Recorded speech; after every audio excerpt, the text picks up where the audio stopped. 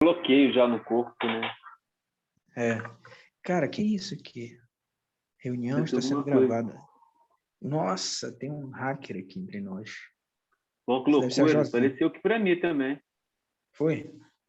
Será Apareceu aqui que... pra Ah, mim. é a Josane. Daqui a pouco eu entro. É a Josane que apareceu. Então, gente, eu vou iniciar, porque já são 14h06. Boa tarde a todos, né? Espero que vocês Boa tarde. não estejam gripados. Todos estejam bem aí. Eu tenho alguns avisos para dar, mas antes de tudo, eu queria mostrar uns livros que eu acho que são interessantes assim para a gente pensar a fotografia, porque a fotografia ela tem uma história, né? Ela tem uma história própria, assim, e evidentemente ela está pulverizada. Essa história ela está fragmentada entre vários autores e tal, mas é um cara assim que se debruçou sobre a fotografia e que antes de muitas pessoas, né? O cara, ele teorizou sobre a fotografia e sobre o design. No campo do design também a teoria ela é muito escassa, assim, o povo fica mais no campo do fazer. Eu fiz design, né, de móveis interiores, então não tinha muito espaço para a gente ficar refletindo, não. O professor cortava logo as nossas asas, assim, quando a gente queria aprofundar, ficar batendo cabeça, ele cortava logo, porque o negócio do design é outra vibe, assim, não é reflexão filosófica. Mas esse autor aqui que eu vou apresentar para vocês, o cara tanto pensou design e ele é muito didático, ele faz uns paralelos assim muito concretos e muito claros, assim, sabe? E ele escreveu na época assim da máquina de datilografar, então ele vislumbrou a internet, aí ele utiliza assim nos livros dele, utilizava, né, que ele morreu, ele utilizava uns paralelos assim, usando máquinas de datilografar, gravador. Então, quando a gente vai lendo assim, né, assim, porra, fico pensando em a galera, né, que não sabe mexer, que nunca pegou numa máquina de datilografar, né, como é que a pessoa vai entender, né, hoje, assim, esses paralelos. Na época, década de 70, 80, era fácil pensar assim. Eu digo isso para vocês porque uma vez eu vi um vídeo no YouTube dessa geração atual agora, né, tomando contato, tipo um menino de 8, 9 anos, tomando contato pela primeira vez com um telefone de fio, né, que tem aquele negócio de discar, né, disco. O menino pegava assim o telefone, cara, fazia assim, tipo, como é que usa esse negócio? Né? Pegava o fio assim, esticava, e ficava olhando e não sabia, né, como mexer, não entendia como é que. Aí apresentavam para ele gravador, televisão, né? Aí ele olhava assim a televisão, olhava atrás assim, aí via né, aquela caixa, aí ele falava aquela máquina que tem uma caixa atrás, que era televisão de tubo, né? Então, esse autor ele faz paralelo utilizando desses equipamentos que ele tinha na época dele, né? E para pensar fotografia, pensar cultura digital, para pensar internet, antes da internet virar isso que ela é hoje, o nome desse autor é Willem Flusser, tá? Um livro básico dele para fotografia é esse aqui, tá? Fotografia da caixa preta. Ele é fininho, mas ele é bem complexo, ele é bem... É a partir dele que eu sempre falo para vocês que a máquina, ela nos programa, a máquina de fotografar. E não ao contrário, a gente pensa que a gente programa, né? Lê de engano. Os aparelhos, eles nos programam. A não ser quando tu desmonta eles e reverte o processo, né? Tu começa a trabalhar nas fissuras, nas lacunas deles, né? Aí tu começa a ter um controle sobre eles. Então é isso que ele diz, que a gente tem que desmontar o aparelho. E ao invés da gente ser programado por eles, a gente tem que de criar, produzir a partir desses aparelhos. Que Cláudio falou alguma coisa aqui? Deixa eu ver.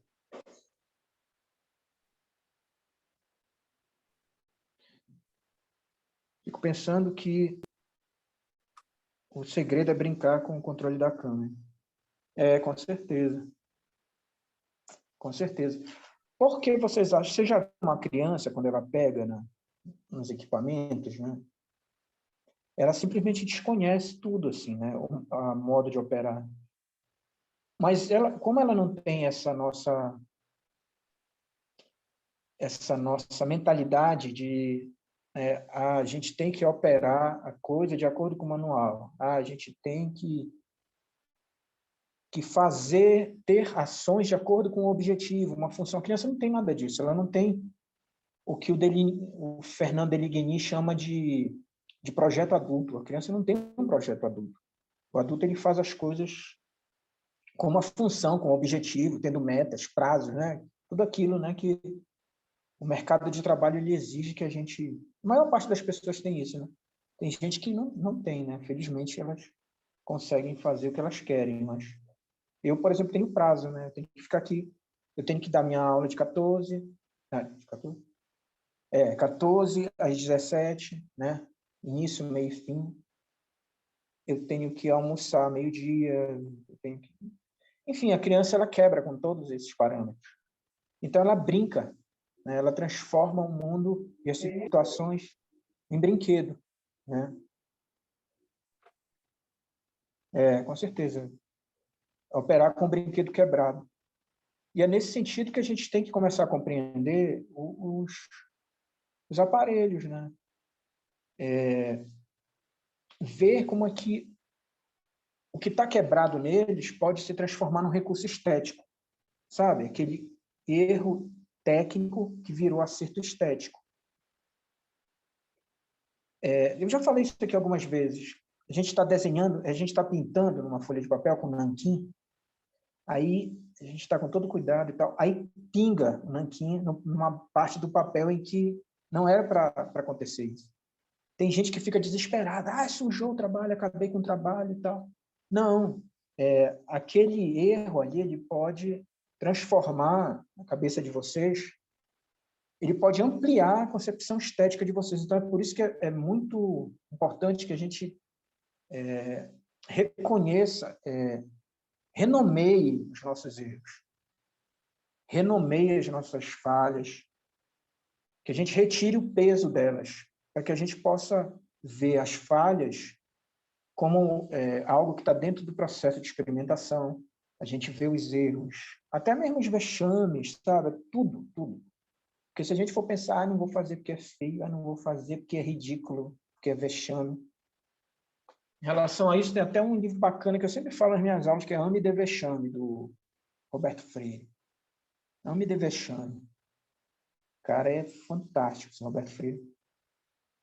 Tem uns limites dele também, mas ele é muito bom assim para descondicionar a gente. Tal. Ele vem do Soma, né, que ele inventou um tipo de psicologia. Então, é importante que a gente comece a aproveitar daquilo que aparentemente é erro, né? Daquilo que aparentemente foi um engano, uma falha. Isso não existe em arte. Esse negócio de belo e feio, certo ou errado, isso é coisa, cara, isso é coisa de antes da modernidade, tá? Bem antes da modernidade. E ainda assim, nesse antes da modernidade, já tinha artista que tinha essa mentalidade, assim, que já estava experimentando, fazendo coisas fora dos padrões, né? Então, o Flusser, ele fala muito sobre essas questões, né, da gente ter controle sobre o aparelho. Filosofia da Caixa Preta, ensaios para uma futura filosofia da fotografia. Os capítulos são a imagem técnica, o aparelho, o gesto de fotografar, a fotografia, a distribuição da fotografia, a recepção da fotografia, o universo fotográfico, a necessidade de uma filosofia da fotografia. Aí um outro livro dele também, que é muito bom, é esse aqui. Esse aqui tem muito a ver com os designers. o mundo codificado. O mundo codificado por uma filosofia do design e da comunicação. Esse cara é fantástico, gente. Willem Flusser, ele viveu no Brasil, deu aula em São Paulo, em algumas universidades. Aí, infelizmente, ele morreu, acho que com menos de 70. Ele tinha muito conhecimento. E ele escrevia os livros dele, depois voltava a escrever de novo, aí traduzia, depois retraduzia. Ele ficava fazendo esses jogos. Aí aqui ele fala sobre pensamento imagético, pensamento linear, ele separa. Pensamento em linha é pensar começo, meio e fim, é como a gente escreve, né? O pensamento imagético, não. Ele é algo sincrônico. Né? Uma imagem, ela apresenta o todo para vocês. Né? A gente tem uma leitura do... E o pensamento linear, não. Tu tem que ler todo o texto para poder entender o que o autor quer, né? Ele fala sobre ficção e ficções, mídia, realidade, cinema 3D. O cara já filosofava sobre o cinema 3D. Aí diz aqui, até bem recentemente, o pensamento oficial do Ocidente expressava-se muito mais por meio de linhas escritas do que de superfícies. Quer dizer, ele já estava vendo assim, porra, o futuro vai ser igual aquele comercial do refrigerante, né? A imagem é tudo, né? Hoje tudo é imagem. E ele já estava vislumbrando isso aqui no mundo codificado. Mundo codificado tal como a Matrix, né? Do filme Matrix. Enfim, gente, eu queria ter tempo de reler esses livros, na verdade. Mundo Codificado, do Willem Flusser. Esse aqui é bonitinho, ele tem uma capa de plástico. Ele é todo... O design desse livro aqui, ele é todo elaborado, todo bacana. E, por fim, eu tenho uns 5, 6 livros dele. E, por fim, o universo das imagens técnicas. Elogio da superficialidade. Também é um livro fantástico dele. Aí ele fala sobre as teclas. Tecla da máquina de datilografar. Né? As teclas não serão mais sincronizadas, mas ligadas... Olha só, o cara já estava vendo o teclado do computador. As teclas não serão mais sincronizadas, mas ligadas entre si com elos reversíveis. Graças a tais elos, por exemplo, cabos, toda a tecla será, em futuro, não muito distante, ligadas a todas as teclas. Porra, ele estava falando disso aqui, né? Touchscreen. Isso não é possível. Ele está falando aqui sobre a falta da privacidade. Onde não há mais privado a não ser a ser publicado. Não, e onde não mais a praça pública na qual seria possível publicar-se o privado. Aqui ele já está falando do Instagram, do Facebook. Enfim, dá vontade de ficar vendo. Esse aqui é outro livrinho dele também.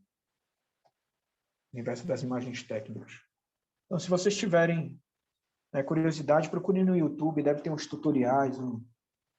Tutorial não, pô. Deve ter umas lives do Willem Flusser para a gente assistir. Não sei se a Júlia e a Larissa já estão por aí. Parabéns, né? Participaram lá do Fotógrafos esse ano, então, muito bacana ter visto o trabalho de vocês lá. E lembrando aqui, do salão também, nosso aqui, né? Continue enviando os trabalhos lá para o Gmail, né? Não vou enviar para o meu Hotmail, vai passar batido. Outra questão hoje eu vou ficar com vocês até 15h50, tá? Aí de 15h50 o Vitor ele vai entrar com uma oficina. Vai levar até as 17. Até as 17, Vitor? Acho que vai até às 17 horas. Hoje a gente vai ver... Pontualmente, gente. Prometo não passar dos 17.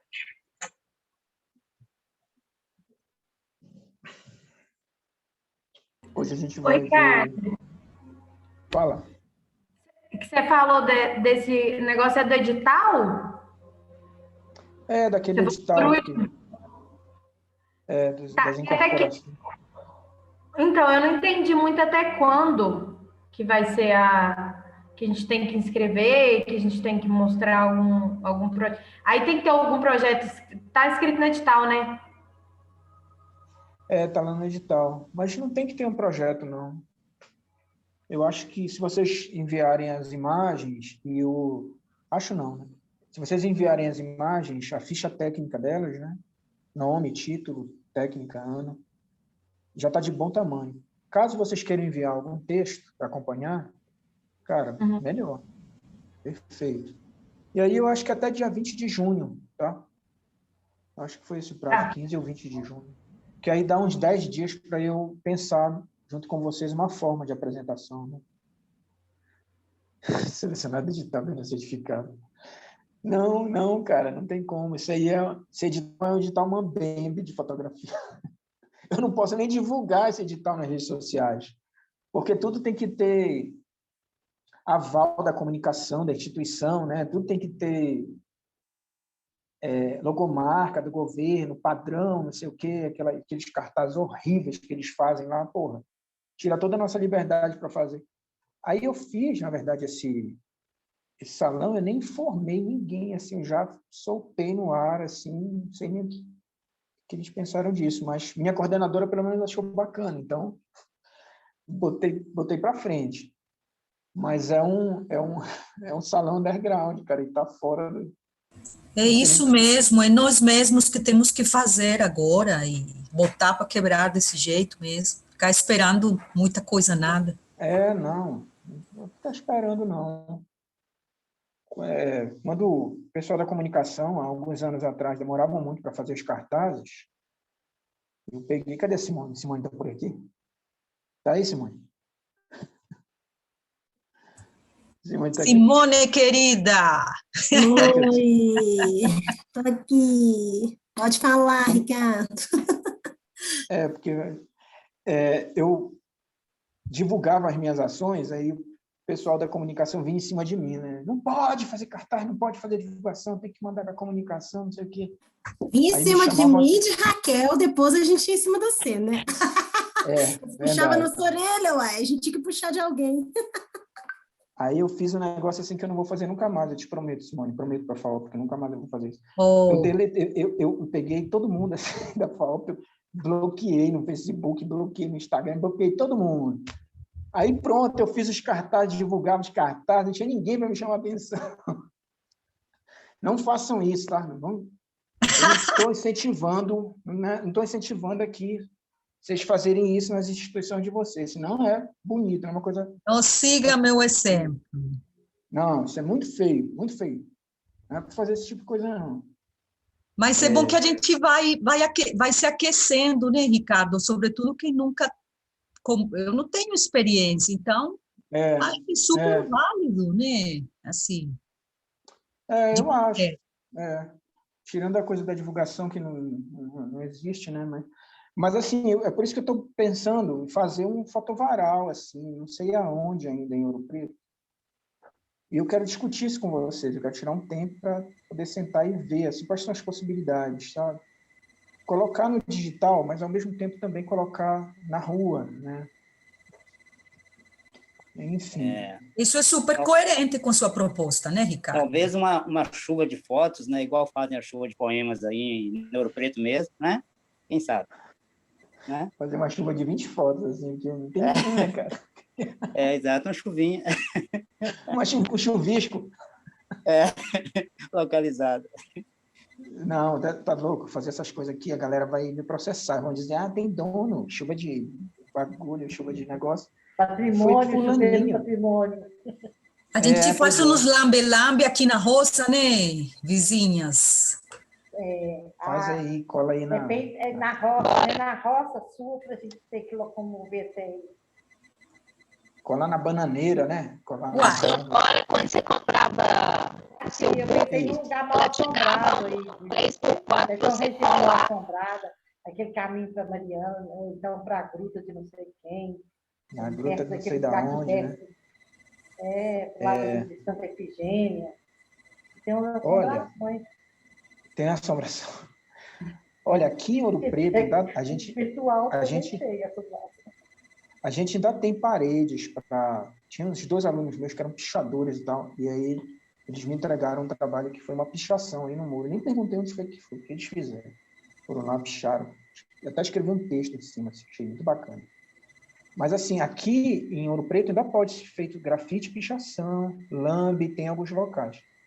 Mas eu assisti uma live semana passada de uma grafiteira que foi morar na França, em Dijon. Ela me disse que lá é horrível, porque não tem onde fazer grafite. Aí, qual foi a estratégia que elas utilizaram? Elas começaram a fazer grafite nos terrenos que estavam sendo preparados para receber prédios. Então, quando eles derrubavam a casa, os grafiteiros iam lá, invadiam e começavam a grafitar. Só que, assim, é tanta procura, é tanta gente querendo pichar e grafitar, que o grafite ele não demorava um dia. Logo chegava outro e fazia por cima, depois chegava outro e fazia por cima, e assim vai. Então, ela disse que ela teve que praticar o desapego.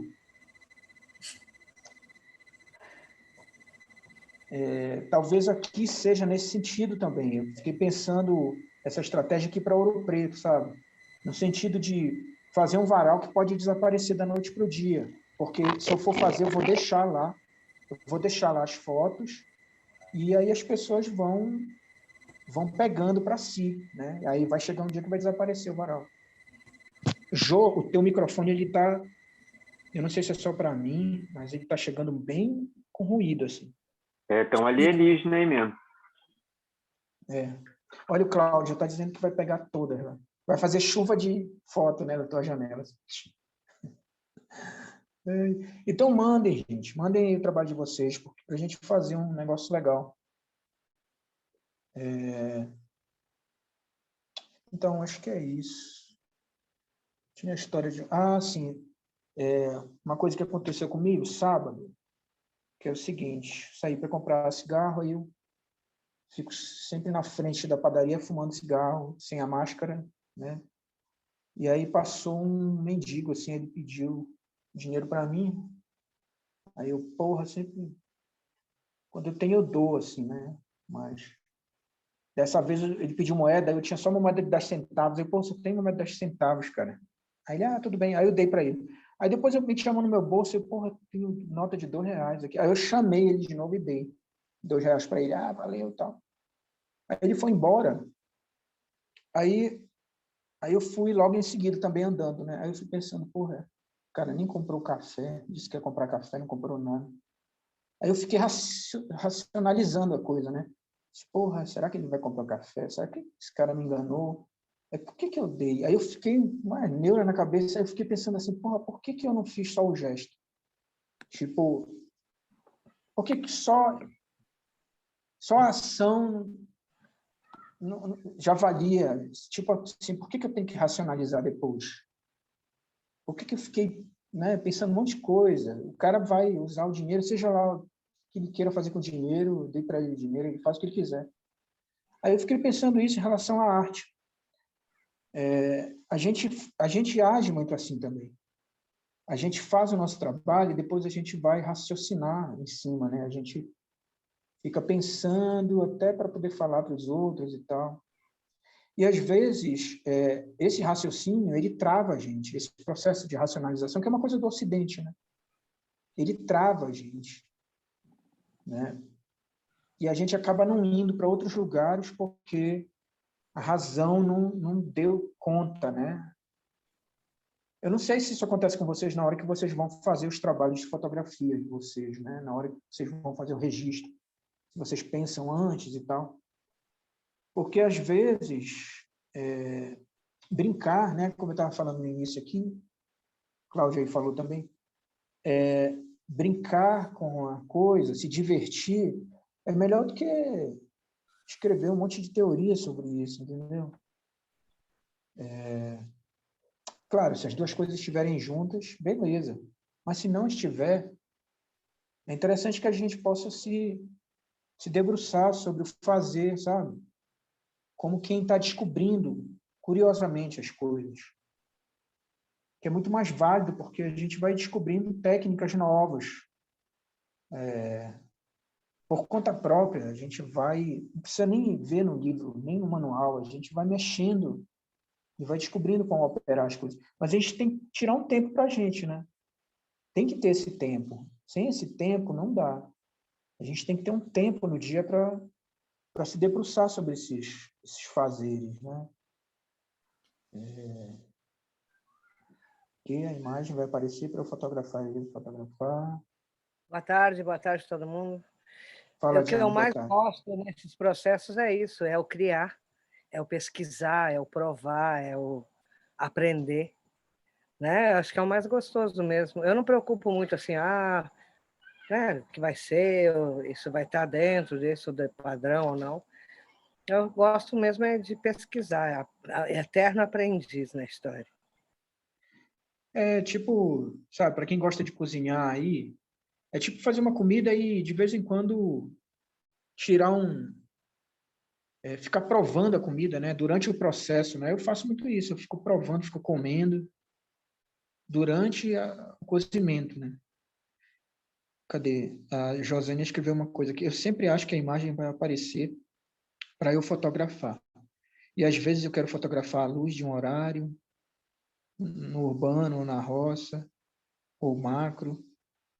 Mas concordo, precisa de um tempo. Sim, a gente precisa desse tempo.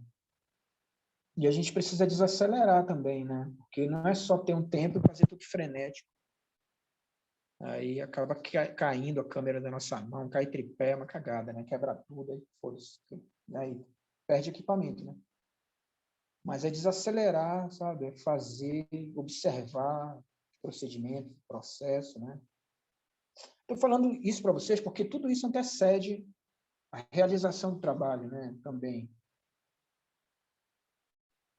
E aí, durante o processo, a gente vai curtindo, a gente vai se divertindo, a gente vai brincando. Lembrem, vocês já foram crianças, lembrem de como você se divertiu, como o processo de brincar. Ele não tinha uma finalidade. Não tinha uma finalidade. Tipo assim, eu vou me divertir porque no final eu vou ficar feliz. Já viu isso? Não existe isso. Tipo, tu tens 8 anos, eu vou brincar lá embaixo porque depois eu vou ficar cansado, eu vou dormir, não vou dar trabalho para minha mãe. Não existia isso.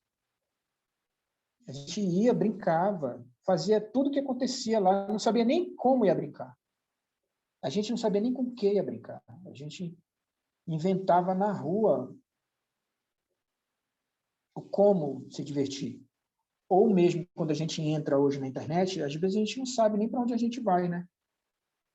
Só que os links vão se linkando a outras coisas, né? Quando a gente consegue sair do Instagram, do Facebook, né? A gente vai e os links vão levando a gente para vários outros mundos, né? Então, é só para colocar aqui algumas questões em relação ao ato criativo, né? O processo de criação.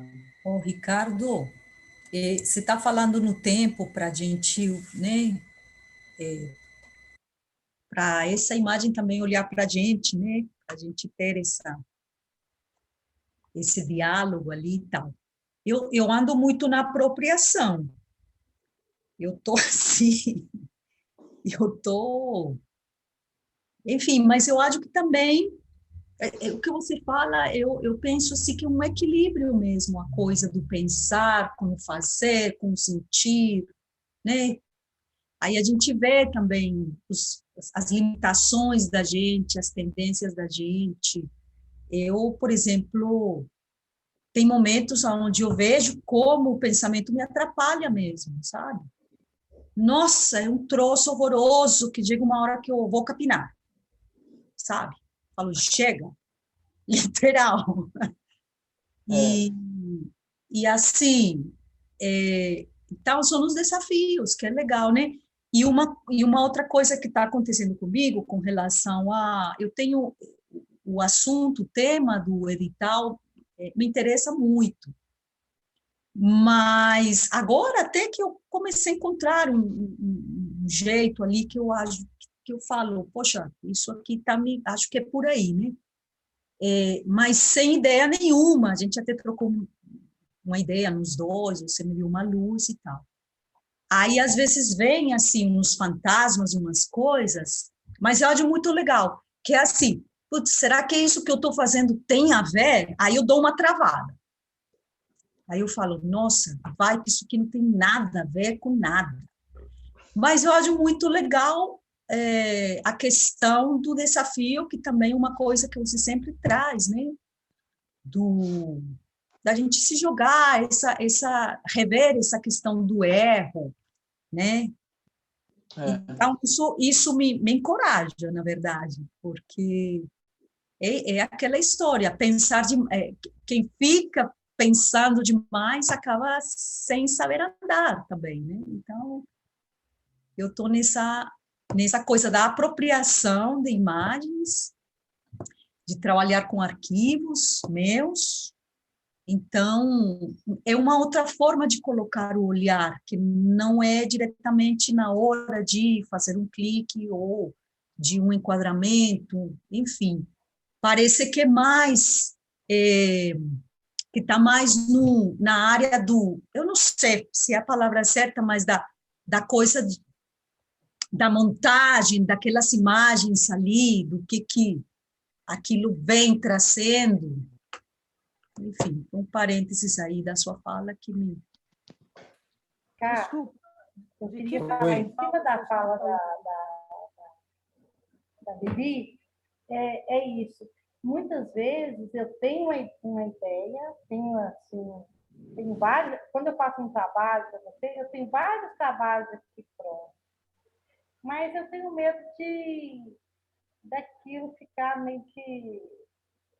não sei, eu acho assim, que vai chocar demais, que vai ser assim, muito, sabe? Eu tenho uma certa resistência, assim, então eu vou geralmente com a maioria, né, e tal. Mas muitas vezes eu faço um trabalho e tenho muito disso. Uma coisa que é a questão da apropriação, né, que todo mundo fala, eu acho assim, que é legal apropriar, mas é legal também a gente ter aquilo que você gosta, né? Que você tem a sua essência, que é pensamento, alguma coisa que você quer dizer. Todo mundo quer dizer algo. Todo mundo quer, né? Falar algo, ouvir algo, sei lá. E aí você se apropriar só, colocar ali porque aquilo está na mídia, porque aquilo ali estão falando, porque isso igual aquele... uma propaganda de refrigerante, então também eu não acho assim, não sei, eu fico assim meio que eu questiono muito, né, assim, essa coisa. Eu acho assim que tem que ter um pouco daquilo que é a essência de cada um, que cada um fala. Eu penso que quando a pessoa coloca expõe o seu pensar, o seu modo, né, ela está falando, está sendo honesta. Então eu acho isso que é muito válido, entendeu? Que é muito válido. Que tudo é válido, né? Eu disse o poeta lá, tudo vale a pena, cada alma. Então, eu acho que eu fico muito em dúvida. E tenho medo mesmo de colocar as coisas. Muitas vezes eu deixo para outra pessoa resolver por esse negócio. Eu chego, olho e trago. Eu Lili, só não vou capinar. Não vou fazer amassar pão. Vai fazer pão. Eu vou fazer pão, exatamente. Exatamente. Tu falaste aí uma coisa que me lembrei. Vocês sabem que é bacana em arte? A gente se deparar com o ignoto, né? Com o desconhecido. Se deparar com o enigma. Porque essas coisas, essas situações, esses objetos, essas reflexões, elas nos retiram do lugar comum. elas nos fazem balançar, né? Elas mexem com as nossas estruturas e tal. Então, acho que a melhor coisa, assim, quando a gente procura processo criativo ou aprofundar os caminhos da arte, são justamente esses descaminhos. Quer dizer, é quando a gente se depara com algo que não tem nada a ver com a gente, que a gente olha para aquele negócio e a gente não se vê ali. Sabe? Eu não sei se acontece isso com vocês, assim, tipo, acho que não é só na arte, claro, né? Mas é quando a gente toma contato com coisas, assim, que a gente fica meio sem ter o que dizer, sabe? Sem ter como nomear, sem ter o que pensar sobre aquilo que a pessoa, se tiver alguém do teu lado, te pergunta, tu fica, não sei, tem que pensar, né? A gente dá essa resposta. Então, acho que o legal é isso, é quando a gente chega nesse local onde a gente fica sem palavras, sabe? Porque é foda, olha, no Ocidente é foda. Tudo a gente quer ter uma resposta, né? Eu lembro do Eduardo Coutinho, que é um cara que eu gosto muito, assim, do Eduardo Coutinho. Ele dizia que o legal numa conversa é quando a gente não tem perguntas e respostas, mas a gente tem algo que funcione a partir da colaboração, da parceria, sabe? Quando ele ia entrevistar as pessoas, ele ia muito por esse caminho. Ele estava ali com alguém que poderia colaborar com ele, e ao mesmo tempo ele colaborar com aquela pessoa, sabe? Então, eu acho que a arte está muito nesse lugar, assim. Eu estou procurando um texto aqui que fala sobre o amor, na verdade. Mas é um negócio tão amplo.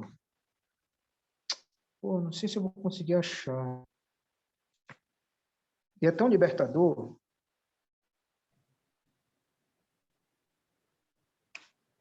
Não estou entendendo toda essa viagem de vocês, ainda não captei. Eita, porra. O que é que vocês estão discutindo? Né?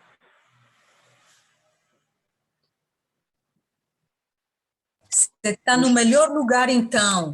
Isso que o Ricardo está falando. Você não está entendendo nada. Tá ótimo. Ai, caramba. Poxa vida. Queria encontrar esse texto, mas não sei se eu vou achar. Mas eu vou procurar depois. Depois eu vou esquecer. Espera aí, segura as pontas aí que eu vou... Esse primeiro, por que tu pensaste no texto? Aí já aproxima. Não, eu não quero pensar, essa é a questão. O que te fez pensar nesse texto? Para tu ir... É a falta de pensamento. Tu vai ver, quando eu ler para ti,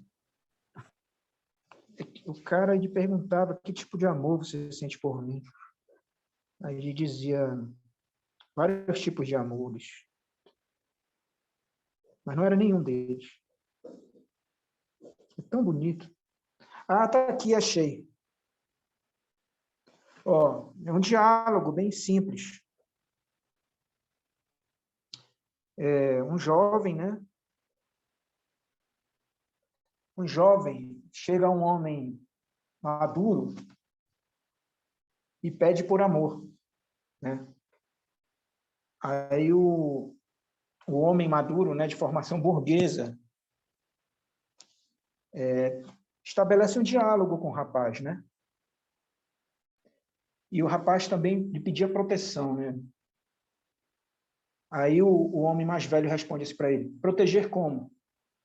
Aí o rapaz responde: com teu amor.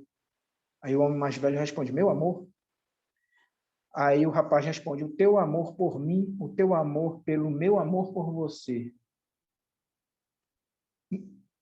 Nos olhávamos de frente, tensos os dois, eu que estava perplexo e indignado. Amor?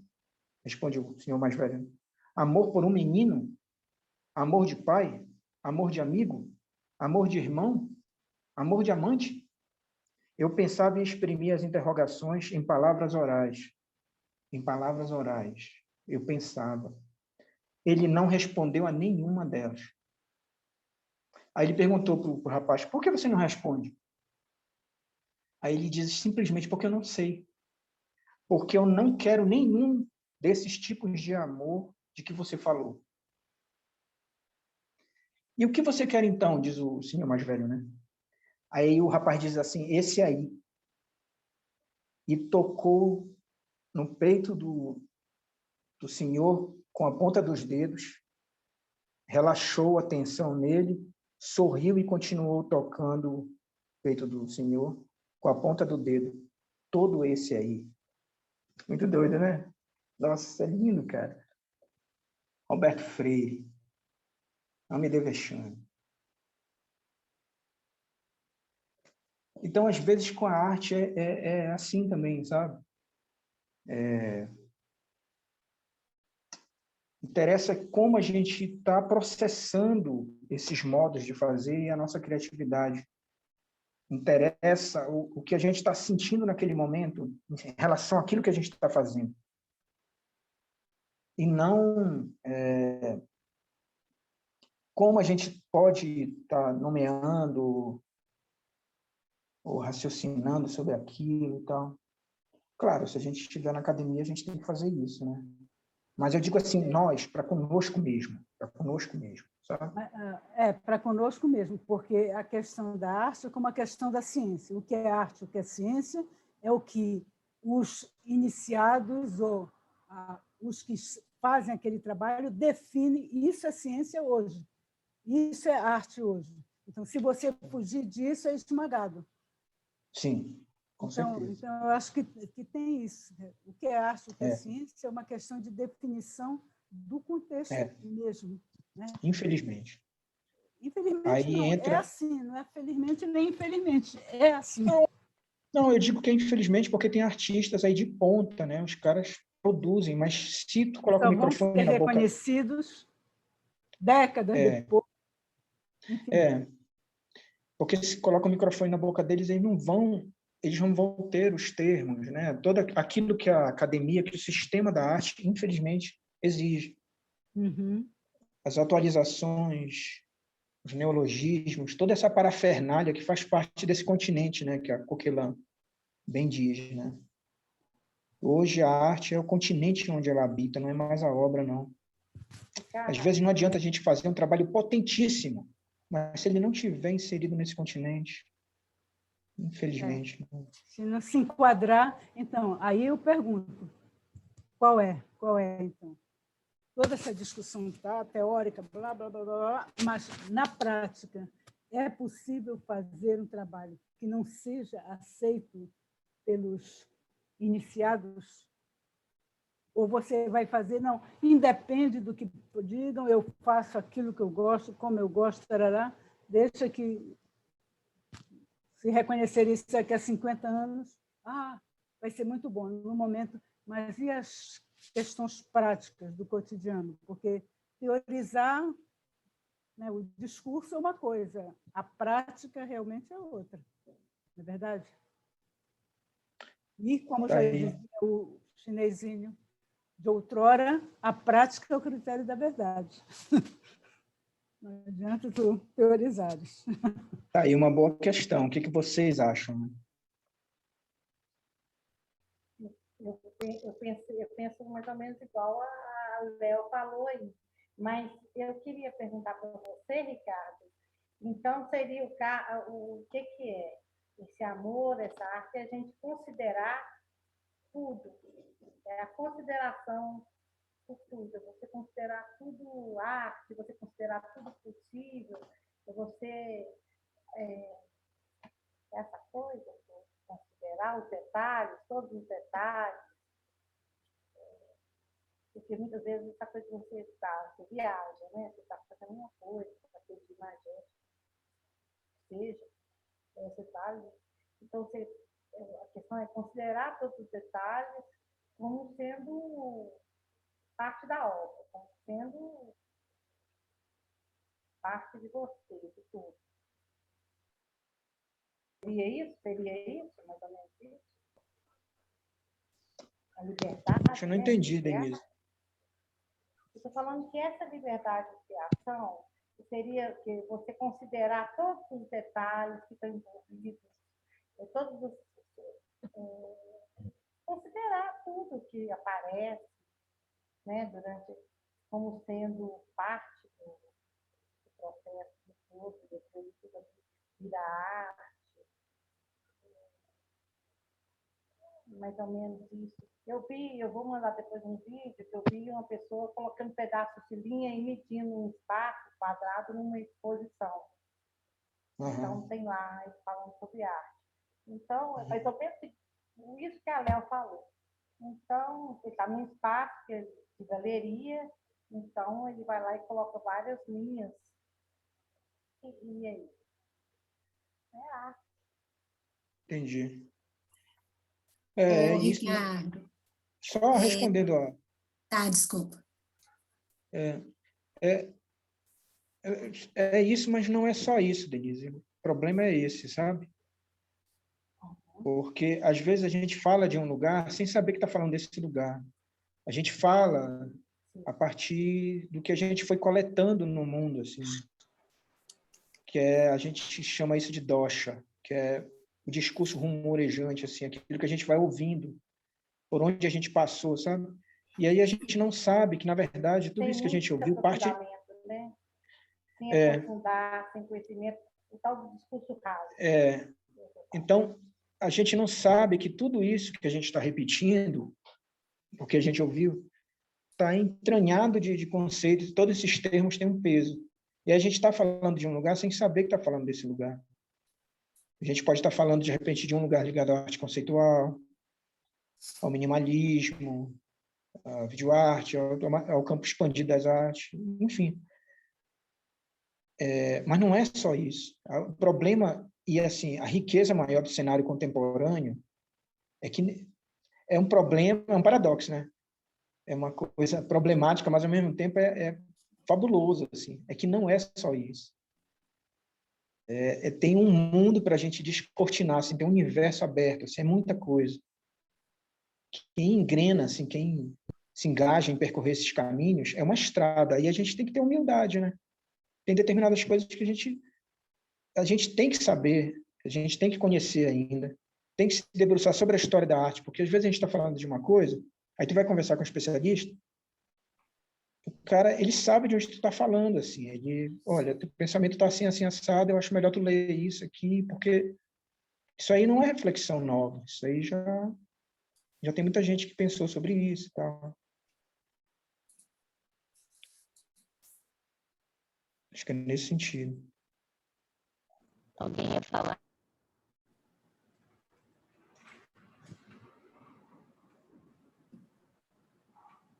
Simone, respondeu, Denise?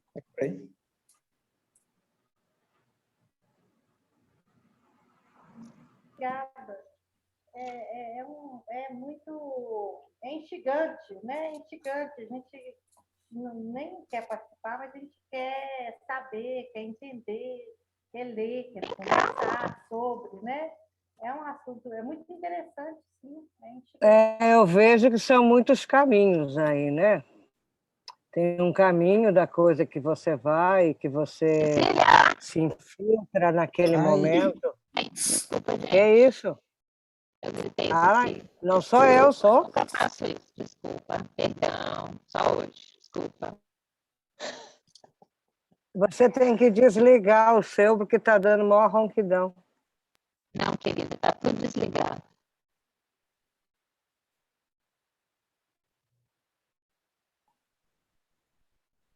Uai. Então. Estão escutando? Não estou entendendo. Dá para falar? Dá, todo mundo está te ouvindo. Onde é que eu estava falando? Lá dos diversos caminhos, né? Que de repente, por exemplo, você, que gosta de fotografia e tal, o tempo inteiro com uma câmera e tal, e vai captando coisas, né? Aquele momento, aquela história. Eu vejo esse outro caminho, por exemplo, que tem que seguir também, né? Esse percurso aí ligado ao universo das artes, né? Que seria ter essas informações e tudo mais em relação ao contemporâneo, ao conceitual, relacionado à fotografia, que eu vi que você falou que era fundamental. Vi também que foi colocada a questão dos editais, né? Aí também, de repente, você tem que produzir algo em cima do que o edital fala, o que ele quer, né? Será que aí nessas coisas todas, por exemplo, nesse campo, assim, você vai atrás de um edital, então você vai criar em cima daquele tema que está sendo proposto ali, né? Não seria isso? Você vai fazer uma produção e ainda toda uma pesquisa que você tem que ver se você se encaixa ou não, se você está sendo inovador ou não, que tem que ter uma pesquisa histórica, que você tem que se situar aonde que você quer estar, não é? Aí tem o lance da espontaneidade também, que é o fazer a foto por si só, né? De captar aquele momento e aquele outro. Eu sei lá, essa história de edital, essa coisa do... Acho que limita um pouco. A partir do momento que você tem que ter um controle, pô, eu vou fazer isso, como a Lili falou, pô, será que eu estou fazendo certo? Será que é isso? Será que eu não estou viajando? Entendeu? Essas coisas todas, assim, acho que acabam te dando uma limitada ali, né? Na tua criatividade, na tua espontaneidade. Os editais é a mesma coisa, você tá e vê, nossa, como é que foi? Fulano, Beltrano, Ciclano fazem de tal maneira, então, para mim me encaixar nessa história, eu tenho que correr atrás disso. Aí também já não é espontâneo, também já não é tão criativo. Sei lá, estou errado? Por outro Só lado... lembra do Dogma 99. É Dogma 99? Vocês lembram? Alguém aqui conhece Dogma? Os cineastas do Dogma? Sim, conheço, Ricardo. Pois é 99, né? É 95. Eu já ia falar 69. Tá inspirado hoje. É 95. Dogma 69. É o Wittenberg, o Lars von Trier, essa galera. Dogma 95 era assim, eles negavam todas as regras do cinema hollywoodiano e eles criaram as regras para eles lá. Vamos ver os filmes do Dogma 95. Pois é, eu gosto mais por esse caminho. Eu gosto mais desse caminho. Mas eles criaram nas deles, que eram rigorosas. Mas aí você cria algo em cima do que tu quer, do que tu vai fazer, entendeu? Eles criaram em cima dos limites. Eles tiveram que dar um jeito deles para poder criar em cima de limites bem rígidos. Mas limite a expansão, depende como a gente encara ele, né? Pois é. O limite ele te força a ser mais criativo às vezes, sabe? Quando tu aperta assim a pessoa, e aí ela tem que se virar com 3 elementozinhos, e aí ela faz um mundo. Porque só tem aquilo. Pois é. Você não lembra do menino? Menino lá com aquele repórter lá, que na época do Nordeste lá foi entrevistar o garoto. O repórter chorou porque o garoto pegou um monte de osso de vaca e fez uma fazenda para eles, só de osso, porque não tinha brinquedo. Era na época da seca no Nordeste. Super criativo, garoto. Assim, fez o que ele podia. Isso, falando da criação, mas voltando para a história dos festivais, ou seja lá o que for, concurso e tal. Claro, eu não faço parte desse mundo aí, mas de vez em quando eu me empolgo com... Daí teve um concurso, era primeiros trabalhos, um concurso do CCBU. Mas eu estava com uma viagem pronta, então eu peguei 3 trabalhos que eu fiz de fotografia, com montagem para variar, era colagem no fim das contas, e falei com o rapaz lá, isso aqui se enquadra, eu quero saber se se enquadra para eu mandar. Ah, se enquadra sim, mas você precisa pôr um passe-partout. Ok, eu pus o passe-partout, eram 3 trabalhos, levei, deixei, ele recebeu, tudo bem. Quando eu voltei da viagem, era o prazo, era um mês depois, sei lá, era o prazo para pegar o que... Daí ele me devolve os meus e diz assim, olha, esse aqui, era um deles, que eu também achava que era o melhor.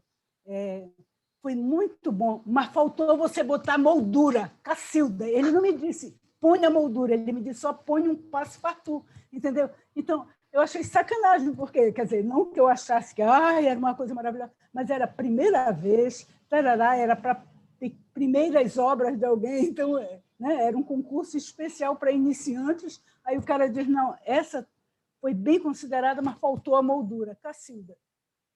Entendeu? Então, tem certas coisas assim que eu acho que é só para iniciados mesmo. E tem assim, não. Entendeu? É uma área de trabalho como qualquer outra. Tem que... Pois é, mas deve ser explicitado.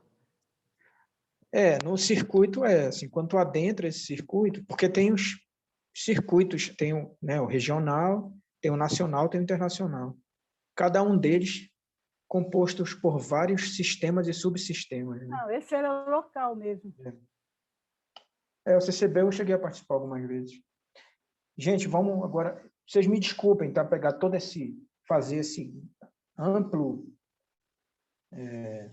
parênteses aqui, mas a gente tem que ir para além da imagem. Assim, a gente tem que falar sobre imagem sem imagens, às vezes. Para a gente gerar outras imagens dentro da nossa cabeça, né?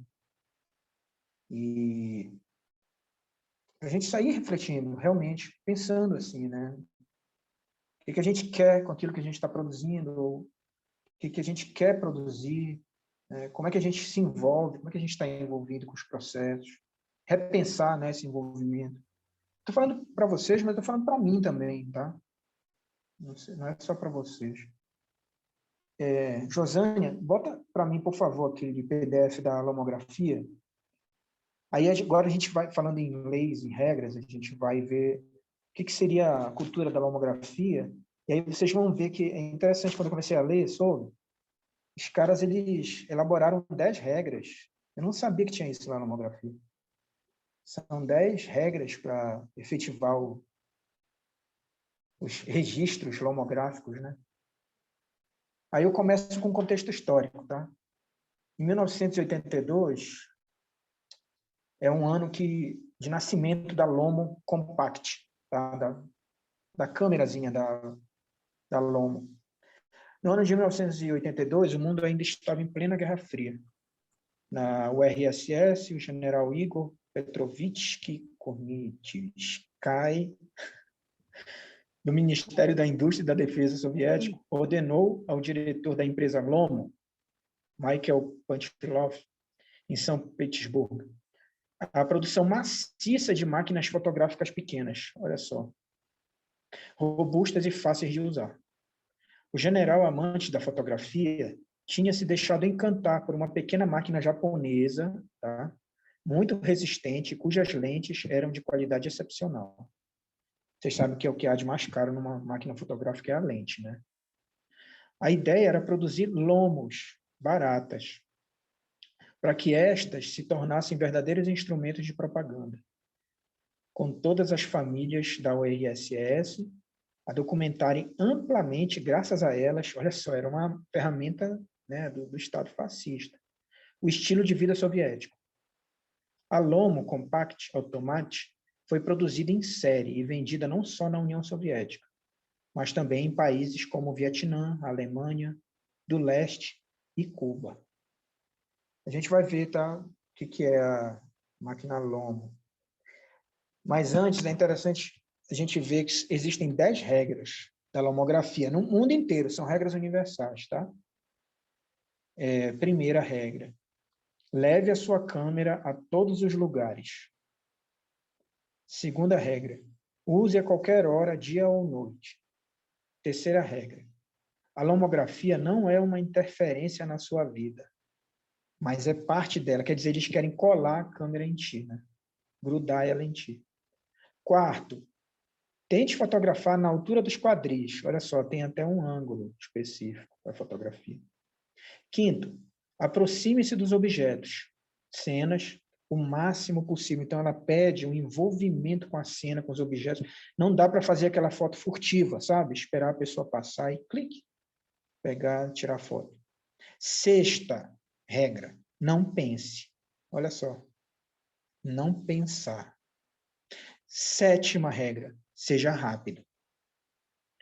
Oitava regra: você não precisa saber de antemão o que você capturou no filme. Não precisa nem pensar em imagem. Nona regra: nem depois você precisa entender o que capturou no filme. E a 10ª regra é a mais bacana: não se preocupe com qualquer regra. Bacana. Muito doido, né? Isso aí é universal, gente. Tem o site da Lomo, daqui a pouco eu vou passar para vocês os links. Aí vocês podem ir lá, vocês vão ver que pessoas do mundo inteiro mandam foto para esse site. Vocês podem mandar também. Mas tem que ser lomográfica, né? Não é... Tira uma foto, vai lá no aplicativo, bota um filtro e envia para eles. Tem que ser lomo, como dizem, roots. Tem que ser raiz, tá? Lomo de raiz. Pode passar aí, Jô. Aí tem essas fotos aí que eu trouxe para vocês, são lindas, gente. Esses efeitos de lente das lomos é que dão essa estética que a gente reconhece na fatura dela. Quando eu digo fatura, a superfície, tá? A gente reconhece na fatura delas essas cores, tá? Que são próprias das lentes da Lomo. Aí pode passar, Ju. Aí tem outras também que a gente olha assim, dá para a gente já ir comparando com alguns filtros de aplicativos, né? De algumas redes sociais, como o Instagram, por exemplo. Pode passar. São lindas, gente. Foto do universo lomográfico são muito legais. Tem umas cores legais. Essas cores todas, depende de um horário, depende, isso é um filtro próprio dela? Esse efeito de rosa e verde, como que funciona Boa pergunta. isso? Boa pergunta, John. Não sei te responder isso. Eu acho que é filtro delas mesmo, viu, Ricardo? Eu tenho a Lomo aqui, né? Mas eu nunca li o manual. Eu te dei uma vez, falei assim, pode ficar e ler isso aí, você que está mais novo, com os neurônios do dia. Aí você acabou que, na época, você estava com muitas coisas para fazer e não pegou. Mas é a câmera mesmo que faz isso.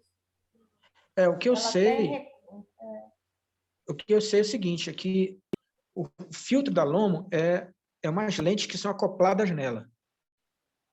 É porque as Lomos, gente, elas não são nada digitais, elas são mecânicas, sabe? É uma caixinha de plástico com uma lente de plástico, às vezes. E eu vou mostrar para vocês daqui a pouco. As lentes dela, coloridas e tal, elas são acopladas na lente. É tipo um filtro acoplado, assim, colorido. Tem assim, na filme lente. também, né? Tem um filme próprio. Tem uns filmes. Próprio. Talvez, Jean, seja um filme que também seja propício, né, para tudo isso. Ela tem 4 negocinhos. Cada vez que você clica, você pode ver uma imagem, a mesma foto, 4 vezes. Isso. 4 anos. Diferente. Né? Eu não conheço, não estou sabendo qual que é essa Lomo aí para poder entender um pouco. Depois vou te mostrar. Vou mostrar para vocês. Peraí. Tem aqui nesses slides. Aí tem aqui uma frase. A arte de fotografar com uma Lomo consiste em fotografar ao acaso. Opa, desculpa. De forma imprevisível. A lomografia não é uma fotografia encenada, produzida. É uma fotografia do cotidiano. Então, eles trabalham muito assim com cair no fluxo de vida e com a câmera na mão, né? Não é nem improvisar, é cair no fluxo da vida mesmo. Aí tem mais umas outras fotinhas aí. Eu acho lindo, assim. Olha essa última aí. Não tinha um assaltante por perto. Porque elas são bem bonitinhas, as câmeras. São azulzinhas, rosa. Mas também não ia fazer nada com essas câmeras. Porque Mas elas câmera de não são plástico... caras também, não. Elas não são caras também, não. Eles só iam achar bonito. Ricardo, mas uma pergunta. Eu fiz um curso de fotografia analógica. Aí, então, nessas lomos aí, é o filme que define também, porque tem é muito comum o lomo com essa cor rosa com azul, nesse contrastado, assim. Aí é um filme, né, específico. Pois é, eu não sei se é um filme essas câmeras ou que a gente... Pode essas ser, de câmeras repente, um que filtro, compra...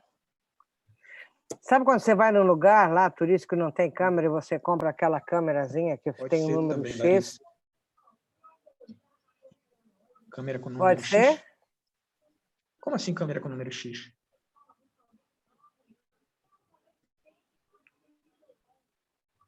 Tá ouvindo aí, John? Não, eu te pergunto aquelas câmeras que quando você não tem câmera, eu não sei se ainda existe isso. Você chega num lugar lá que vende souvenir, tem aquelas câmeras que você compra que vem com o número X de foto. Não. Tu Não vais é? ver. Não. Tu vais ver aqui, eu vou te mostrar aqui no slide. Elas são bem bonitinhas. Elas são até fofinhas, sabe? Tu olha assim, tu dá vontade de comprar um negócio. A Larissa estava falando que o filme, de repente, ele é mais sensível, ele pode ser... já ia falar a asa. Não, é um filme mais sensível à luz. Pode ser também, tem essa. Pode passar, Ju. Tem uma laranjadinha aí, ó, que eu acho que também tem a ver com o filtro que é encaixado na lente. Aí, ó, vamos ver o equipamento agora. Tem a Diana, né? A Diana é uma câmera linda, assim, as mais novas. Ó, é isso aí, Jô, Jan. Essas daí são as Lomos. Então, o que vocês estão vendo aí, de um lado, no lado direito, são os filtros, as lentezinhas que a gente acopla, né, na câmera. Aí são de várias cores, né? Azul, verde, laranjado. E aí vocês estão vendo as câmeras, algumas delas assim, bem do início, assim, né? A Diana, ela é vendida até hoje. E aí tem um flash, né, externo, dava para usar uma vez só. Queimava depois a luz. Eu tinha que jogar fora. Filme, e para revelar é o normal, desse que você leva lá para a maquininha e revela? Não, né? Leva na loja, né, para revelar. Mas é filme, né? Aí tem que ser loja que revele o filme. É filme, é. Essas máquinas, elas são bem leves, elas não têm peso nenhum. Coloca o filme dentro e vai tirando. Ela é mecânica mesmo, sabe? E acha para comprar atualmente? Tem. Tem no Mercado Livre, tem um monte, assim. Virou equipamento de cultura retrô agora, né? Olha, a Jo comprou uma para água, R$90, baratinho. Então virou, tipo, produto retrô e tal. É bem barato, né? É uma coisa assim, essa aqui parece de plástico. Parece um brinquedo. Parece um brinquedinho. Aí pode passar, Ju. Com 4 negocinhos para poder aparecer o... Tira as 4 fotos ao mesmo tempo, né? Da Denise é diferente, ela vem com 4 entradas, né? Ganhei. E um obturador. Aí, vocês estão vendo? Tem vários tipos. São todos assim, muito bonitinhos. E olha os filmes ali na mão do cara, né? No canto inferior. Agora, Ricardo, boa tarde. Essas lentes aqui na lateral não parecem ser descartáveis, não, né? Não. Isso aí já custa até uma grana a mais, né? Na verdade. E a copla dessa câmera, digamos que seja de plástico, meio que descartável, assim? Evidentemente, talvez tenha que ter um... Como é que é o nome adaptador, né? Um adaptador, às vezes. Mas tá vendo? Elas são até coloridas, ó, laranjada, vermelha. É muito legal, gente, se não fosse tão caro esse negócio. Porque para revelar é caro, né? Pois você quer perguntar, é cara a compra dela? Deve ser mais caro. O filme é caro, né? A Jo é que comprou, a Jo falou que tem filme. A Jo tem. É R$90 que ela falou, a câmera? É uma câmera específica que ela comprou para água, né? Ô, Jo, você manda revelar ou você faz aquelas revelações que a galera tá fazendo agora? Com aquele aplicativo. Não, é igual, é normal. Eu mando revelar. Não, mas quando você revela, para revelar, você... Não, eu não revelo, não. Eu mando lá no seu João, lá no Pedro Cine Foto, ele revela para mim. Normal, assim. Eu só tenho que avisar. Eu pago 9 pela revelação. quando é para digitalizar, aí eu digitalizo. Eu não mando revelar, eu não mando digitalizar, não. Mas fica uns 20 para digitalizar. O filme é Aí normal. você usa aquele aplicativo de colocar filme os de 36. negativos? Oi? Você usa aquele aplicativo que coloca os filmes? Que foi Não, eu falado tenho um no scanner. grupo? Eu tenho um scanner que coloca assim. O que você falou, Ana? Mas aí, tipo, 36 fotos você paga R$20. Eu pago 9 na revelação e uns 20 para digitalizar. É diferente. Agora, por exemplo, se eu usar um filme de cinema, aí cobra mais. Depende do filme que eu uso. Entendeu? E outra coisa, dá para você escanear com um scanner comum, aí você faz a inversão no Photoshop também. Pode ser também. Scanner comum, ou então fotografar o negativo normalmente. Por exemplo, o scanner que eu montei é o seguinte: eu peguei uma caixa de sapato, coloco o negativo embaixo com uma lâmpadazinha ou deixando vazar luz, só não pode ter sombra. Eu fotografo e depois inverto no Photoshop. Dá para fazer isso também. Agora, eu também tenho aquela Kino, né? Que é aquela que você vai passando assim, que faz tipo um vídeo, um filme bem pequeno, assim, cortadinho, tipo, menor que o outro. Aí ele já vem com... Depois que você revela, você pega o próprio negativo, você vai passando na maquininha e vai passando como se fosse um vídeo, assim. É bem legal. Passa um pouquinho à frente, Jô, por favor. Aí, essas imagens aqui eu até mostrei para vocês na Polaroid, né? Mas esse espaço aqui, ele trabalhava com vendas de câmeras lomográficas, principalmente a Diana. E aí eu falei naquela aula, né, que é o Gotascain. Porque tem uma cultura por trás, né, gente, dessas câmeras. Assim como da Polaroid, existe uma cultura da lomografia, né? E ela é bem diversificada, assim. Assim como também, no próximo slide, a gente vê que existe uma cultura do glitch, né, que a gente vai ver também aqui. Aí eu trouxe algumas imagens já aqui para vocês. Essa página à frente mesmo, Jô, essa daí. Tem uma música, né, que eu descobri, que é uma música do glitch, né? Eu até coloquei o nome das bandas aí, Pina, Neymar, mas a gente vai ver isso com calma. E também tem os aplicativos que constroem esses glitches, né? E assim a lomografia também. Vocês podem trabalhar com ela tanto no campo analógico quanto no campo digital a partir dos aplicativos, né? Utilizando os efeitos do lomo, né? E aí entra atividade eu vou falar logo atividade para essa semana, porque daqui a pouco eu já estou saindo aqui da aula e o Cláudio vai ministrar a oficina para vocês. A atividade da semana é o seguinte, gente. Cláudio, ela vai ser algo... Cláudio, menino. O Vitor. A atividade da semana... Pelo amor... Não. Olha, não assusta não, Cláudio.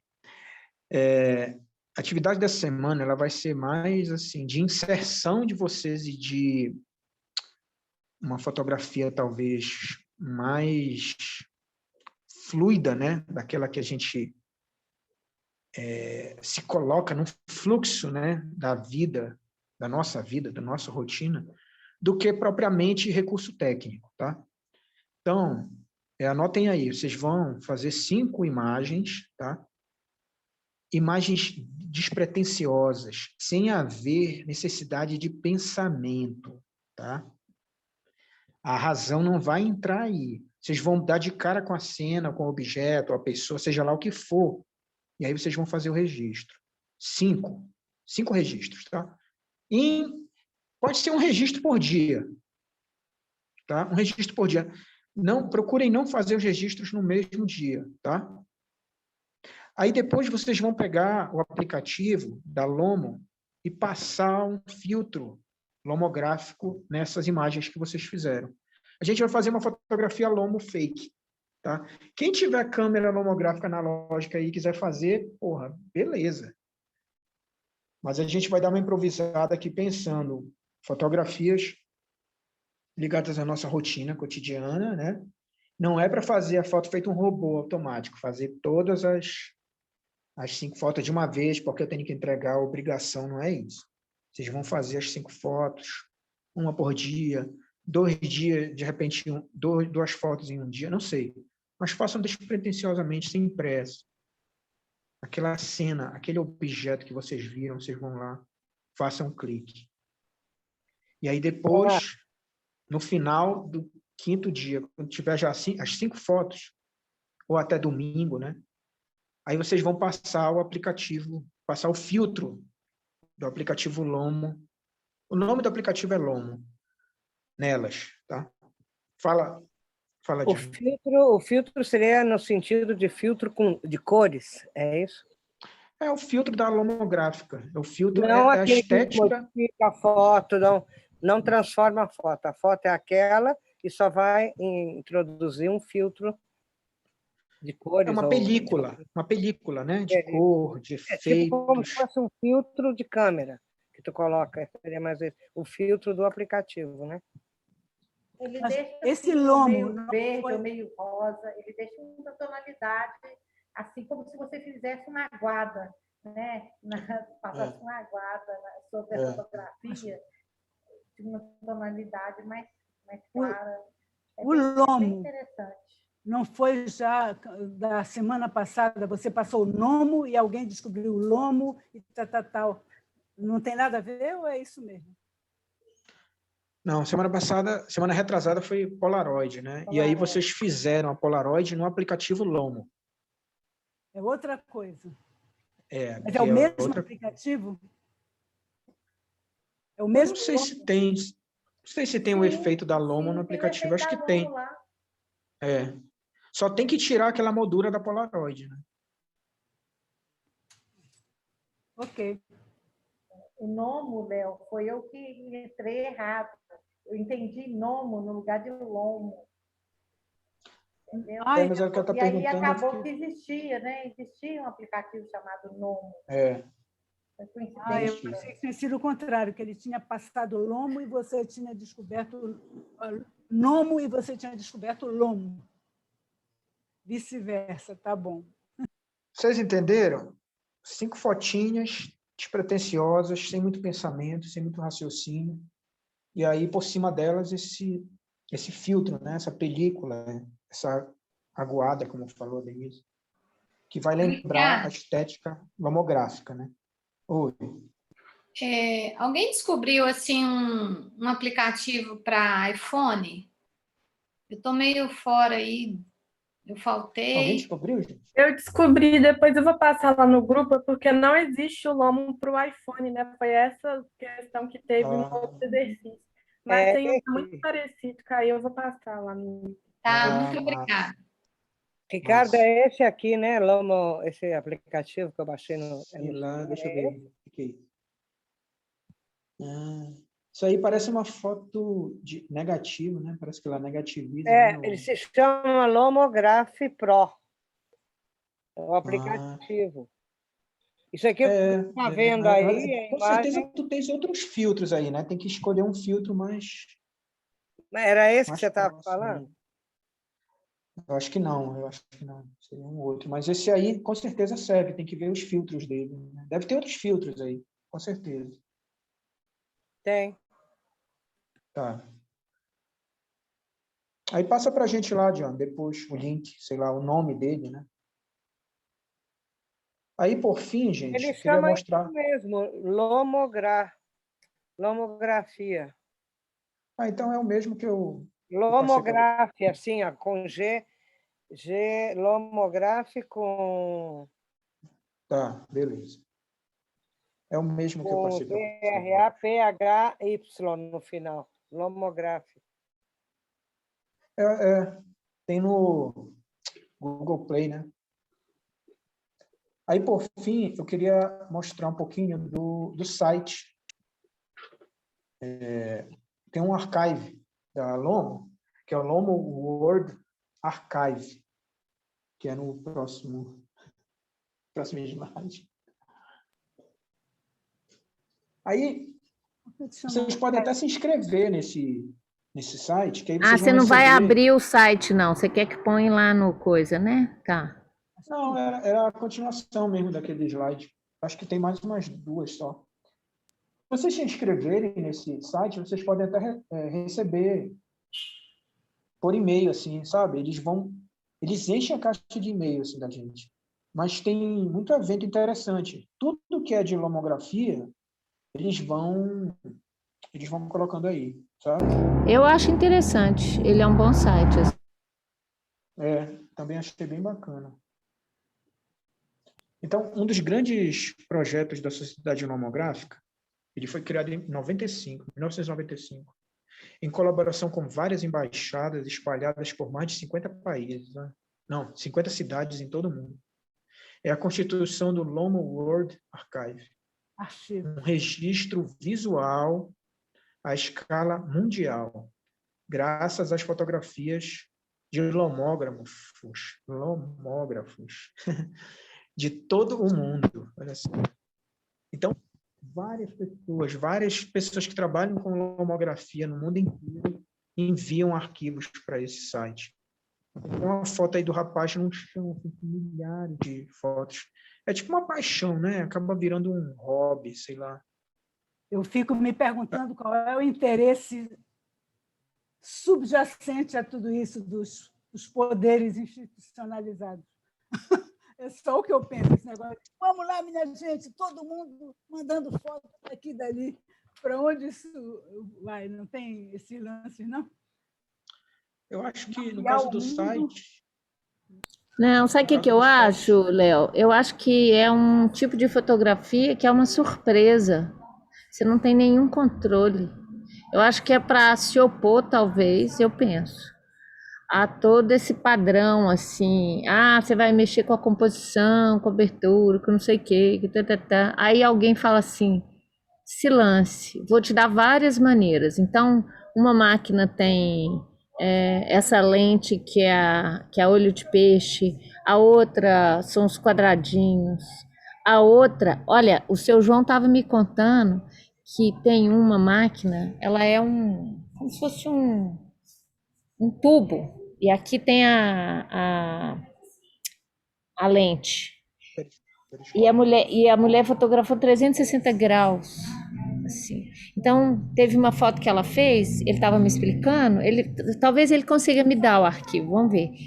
Que ela fotografou aqui, mas pegou a sombra lá atrás. Então, é uma foto muito diferente, assim. Não sei se é só uma mãe, assim. Eu acho que é um estilo que é da primeira conversa do Ricardo, assim, sobre essa coisa do inusitado, do não pensar, do deixar a surpresa da fotografia. Então, é uma máquina que te proporciona isso, assim.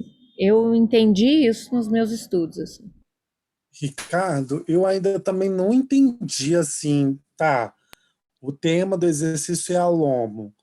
Aí as características da lomo tem a saturação, tem esse lugar do inesperado, mas ainda não localizei necessariamente as outras especificidades que se diferenciem, sei lá, de outros tipos de fotografia, sei lá. Então, eu posso pegar um aplicativo da Kodak dos anos 90 e tirar foto? Seria isso ou não? Eu acho que as especificidades elas estão ligadas muito àquelas 10 regrinhas deles, né? E também a estética final, né? Que resulta nessa coisa assim, do cara bater o olho e, isso aqui é lomográfico, né?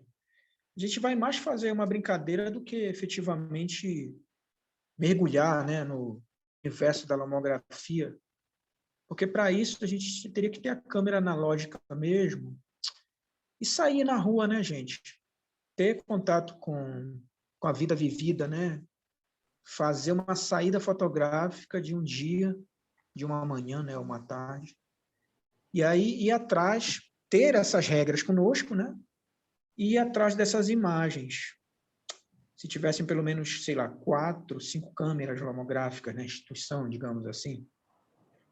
Então, o que a gente vai fazer é um tour lomográfico fake, né? Cada um de vocês individualmente em casa. A gente vai simular, né, o nosso encontro com o cotidiano a partir dessas regras, né? Aberto a essas regras deles, né? Esse mundo deles. E a partir disso a gente vai no aplicativo e vai mergulhar essas imagens numa estética lomográfica, né? Seria nesse sentido. Ok, mas, por exemplo, quando eu estou lá no quintal e vejo em cima da mesa um bichinho lá, aí eu corro, pego a câmera e fotografo. Bom, foi um inusitado, porque não é obrigado a estar sempre com a câmera pendurada. Foi um inusitado. Eu vi uma coisa que não vejo todo dia, pá, tiro a foto. Isso vale como a foto espontânea, como diz? Se estiver dentro da estética, se estiver dentro da proposta, da proposta deles, né? Oi? Mas, proposta de quem? Mas o que é dentro da estética? Não é o inesperado? Se é o inesperado, olha, é o espontâneo. Agora, se tem de se enquadrar no inesperado e espontâneo que dizem, então já não é inesperado e espontâneo. Eu quero entender isso aí. Quer dizer, depois de usar o filtro, eu já entendi. Mas o que seria esse inesperado? Porque eu só penso inesperado assim. Eu passo... Bom, outro dia eu perdi uma foto linda porque eu fui tomar café lá no quintal e esqueci de levar o meu celular comigo. Aí ficou um passarinho lá em pé no galho de uma figueira que ainda não quis dar figo. E eu sabia que se eu me levantasse para subir, pegar, não ia mais dar tempo. Mas, digamos, isso é um inesperado. Fora isso, o quê? Eu estou vendo aqui biblioteca. Biblioteca não é inesperado. É uma coisa que existe lá, tu chegas e fotografas. Não tem 3 bibliotecas aqui? Nessa slide que está passando. Eu não vejo o que inesperado tem aqui. A pessoa entra numa biblioteca, eu entro aqui na minha sala, fotografo. Os meus livros não vão mudar de lugar, eles vão estar sempre daquele jeitinho. Entendeu? Eu quero entender o que é o inesperado, o espontâneo, tal. Os filtros eu já entendi. O aplicativo eu já entendi. Olha, essas 3 imagens aí, gente, são os acervos lá, são fotos lá do site lomográfico.com, tá? Essas fotos aí, elas não representam a estética lomográfica, tá? Isso aí eu trouxe para vocês verem o acervo dos caras ao redor do mundo. Tipo, são colecionadores, são apaixonados, né? São pessoas que amam a lomografia, que fazem esses trabalhos. O inesperado, ele é um dos itens, né, dessas 10 regras da lomografia, que, juntamente com as outras, eles formam um conjunto, né, que dão um corpus para esse tipo de fotografia. Então, a gente tem esse inesperado, mas a gente tem também aproxime-se dos objetos e da cena o máximo possível. A gente tem também, tente fotografar na altura dos quadris. A gente tem também, você não precisa saber de antemão o que você capturou no filme. A gente tem também uma postura mental diferenciada, né? Nem depois você precisa entender o que capturou no filme. Né? Mas depois, e a gente tem eles dizem, não ligue para regra nenhuma. Pronto. É aquela coisa, Léo, pensa o seguinte, essas 10 regras, elas foram criadas por pessoas assim muito leves, assim, soltas no mundo, que levam suas câmeras consigo para todos os lugares. É como se fosse uma prótese do corpo deles. Tipo, vocês querem uma personificação dessas pessoas?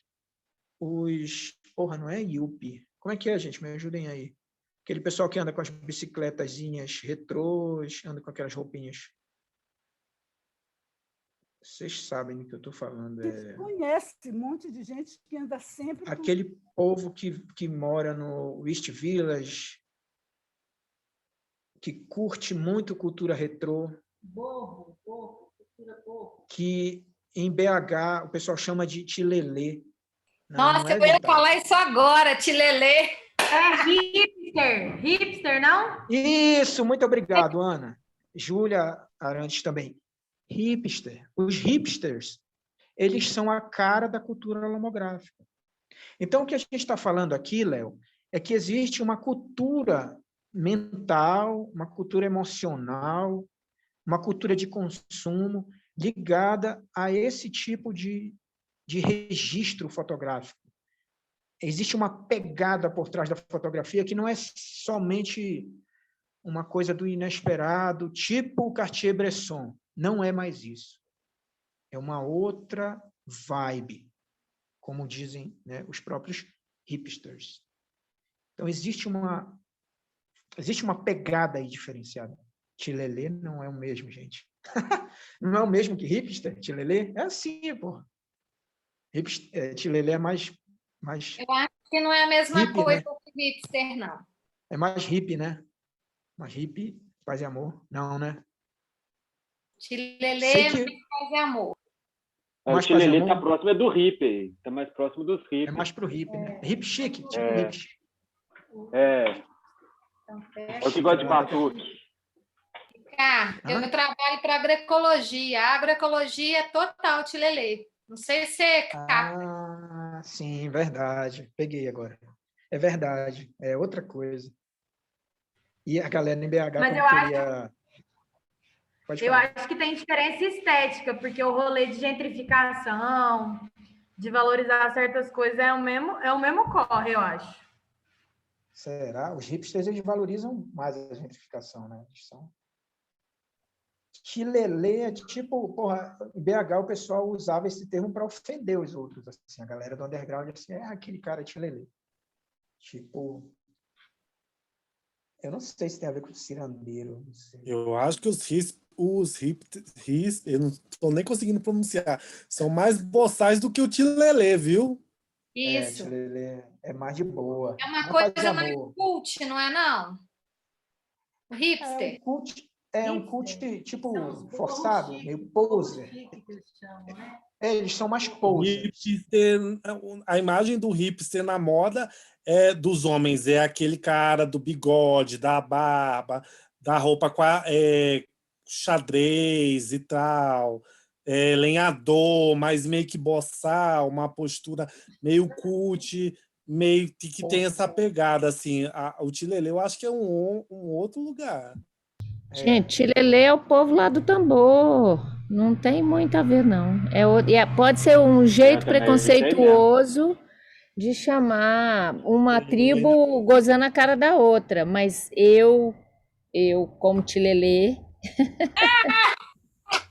sou do tambor há anos, né? Seguidora lá do Tizumba, do não sei o quê, é outra linha.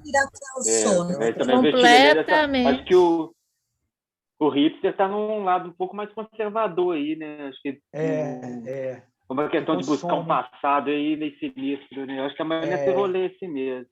Tradição. Mas eu acho que hipster é uma definição mais estadunidense, assim, do rolê, né? Não se adaptada para o Brasil, como seria. Por isso que eu acho que, às vezes, as diferenças são mais estéticas do que... Olha, a Carolina...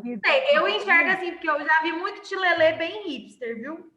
Nossa Senhora, muito, muito, muito. Tem uma fronteira que borra aí, né? Botou aqui poser. Como... Poser. Os hipsters também são posers, né? Às vezes o cara ele tem toda uma aparência de intelectual, de cult, mas aí tu vai conversar com ele, tu vê que é só embalagem, né? É só pose. É só embalagem, No rock também tem isso, assim, os posers, né? Vê o cara todo de aspecto marginal, tu vai conversar com ele, não tem nada de marginal. Tudo de boutique. Entende? Então, é só para a gente ter uma noção de que esses dispositivos de captação do mundo, eles têm por trás uma cultura. eles têm por trás as suas personas, né? Ana Carolina, sobe a tua cara para eu ver a tua cara. Oi, Tipo... Tu és de Belém, né? Tu moras em Belém? Não? Ah, eu achei. Eu moro, meu bem. Moro aqui em Belém. Só não vou te mostrar minha cara porque ela tá meio desconfigurada, tá? Na próxima aula eu te mostro. Desconfigurada. Tá linda. Agora eu vi um pedaço. Pronto. Você está confundindo as Anas Carolinas. Eu sou a de Minas que mora no Rio, né? Não é a de Belém, não. A Ana Carolina Magno é de Belém. Silvia, eu queria falar com a Silvia. Não sei se o telefone dela tem um aplicativo que chama Lumil. Lumil. Ele tem todas as 5 câmeras da Lomo. 5 filtros, né? Você coloca a fotografia e passa pelos 5 filtros da Lomo. Entendi. Pode revelar a foto. Chama Lumil. Então, Cis, o próximo slide, eu acho que é uma série de fotos que eu peguei, um print que eu fiz lá desse site, lomograph.com. Ele é muito legal, gente. Visitem, deem uma olhada lá. Eu peguei essa página de lá, assim, várias pessoas, né, enviam e tal. E aí tem muita foto legal. E é bom também para a gente surrupiar umas imagens para utilizar, sabe? Para poder fazer tela de computador, então para criar outra foto a partir dela. Vocês lembrem que sempre que vocês surrupiarem uma imagem, se apropriarem de uma imagem na internet, vocês têm que dar uma flipada nela, né? Tem que, entendeu? Não foi eu que falei isso aqui para vocês. Não, mas eu não entendo por que surrupiar a imagem se você faz tanta foto. Usa as suas imagens, Cacilda. Eu não entendo por que essa coisa de pegar sempre imagem na internet. Mas, ô Ricardo, eu olhando as fotos, eu fico super inspirada, assim. É isso, parece que a cabeça vai criando um padrão. Assim, não é um padrão, é o contrário, é saindo de um padrão meu, de um quadradinho, assim, e aí eu tenho 3 livros do Lomo. Eu fico viajando lá e aí vai me inspirando, assim. Não, uma coisa é se inspirar, é ver se inspirar. Outra coisa é pegar a foto para trabalhar em cima dela. Eu acho justamente como inspiração, como tudo na vida, vale. A gente tem de olhar. Entendi. Cada um com quem trabalha com colagem é maravilhoso.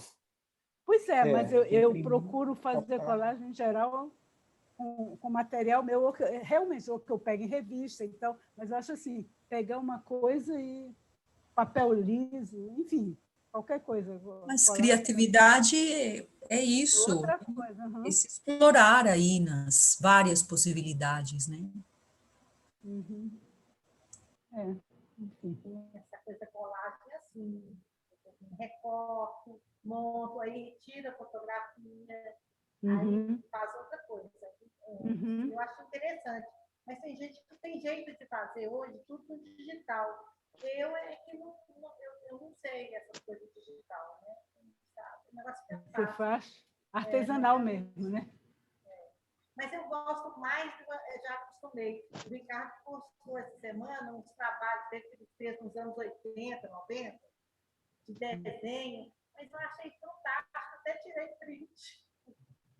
Pode pegar o meu, assim, não tem problema, pode roubar, se apropriar, não estou nem aí. Bom, né? É tão bom, a gente lembra daqueles pasquinhos, daqueles jornais antigos, eram todos rabiscados com coisinha no lado, assim, fazia, anotava depois que estava...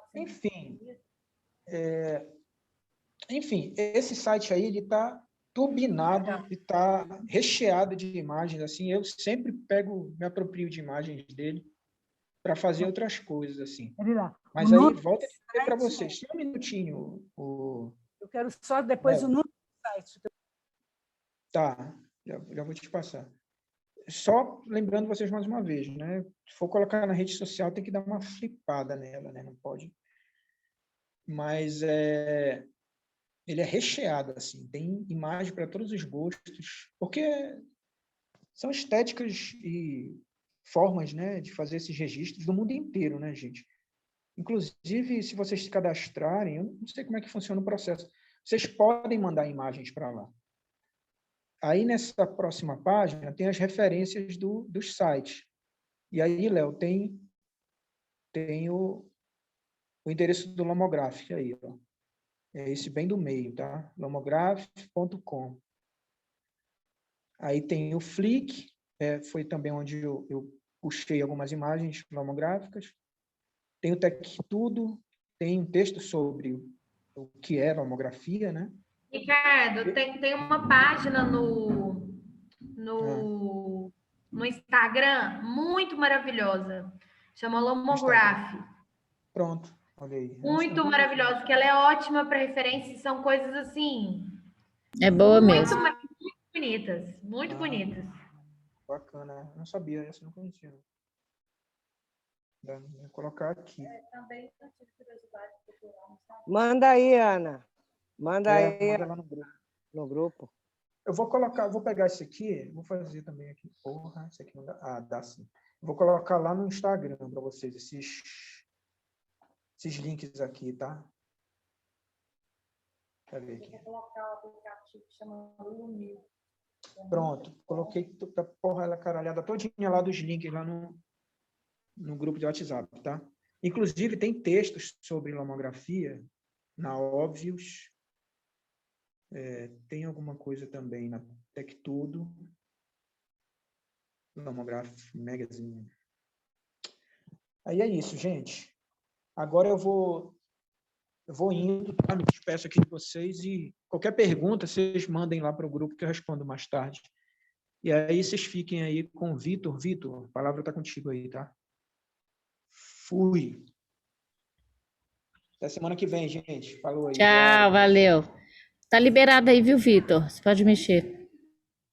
Obrigado, Josânia. Vi a discussão aí do hipster, do neo-hip. Coloquei até um bonezinho aqui, tá? Mirei no hipster, acertei no militar.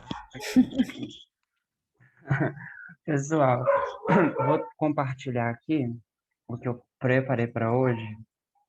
Deixa eu ver aqui. Advanced. Compartilhar isso aqui. Share. Tudo ok? Tá dando? O áudio tá ok? Tudo bem? Tá rolando? Tá. É isso aqui. Hoje, a gente preparou, na verdade, a ideia era uma oficina de materiais expressivos, né? E aí a gente fez uma enquetezinha e aí a gente viu que o pessoal queria que a gente falasse sobre um pouco de cinema. E aí eu tive que reelaborar uma estrutura, trabalhar um pouco a ideia de material expressivo dentro de uma linguagem da fotografia, que é uma linguagem cinematográfica também, né? Se a gente imagina o cinema como frames, como cortes, né? Ou como quadros, né? Que a gente coloca ali que vão girando até formar uma ideia de filme. Então, vou trazer aqui um artista e eu vou fazer um caminho, assim, um pouco condensado, porque a gente tem um pouquinho de tempo, né? E para fazer uma linha mais objetiva do que a gente pode apresentar aqui em pouco tempo. Como é uma oficina, a gente imagina que tem uma parte teórica e uma parte prática. Então, a princípio, a gente vai passar um pouquinho de teoria. Eu prometo que não vai ser muito chato. E depois a gente passa para uma parte prática, tá bom? Vamos começar aqui com uma coisa que eu acho interessante de falar. É que o Cláudio até colocou no chat uma questão do corpo e da arte. Assim como uma certa autonomia frente a pré-estabelecimentos, né?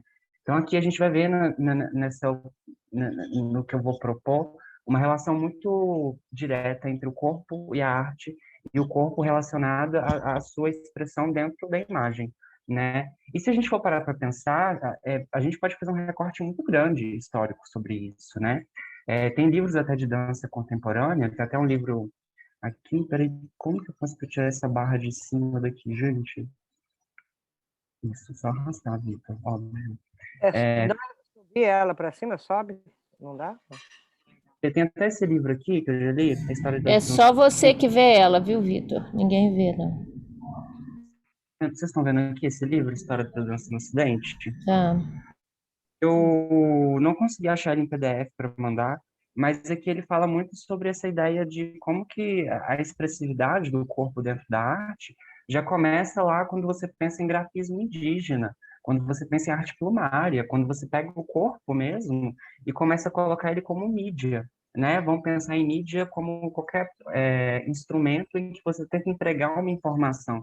Então, quando você coloca o seu corpo e entrega informações nele, seja esse grafismo indígena, essa arte plumária, você já está entregando nele um lugar de um corpo midiático, uma expressão de um material orgânico que ele vai ser, de certa forma, expressivo, a partir de impressões que você coloca nele.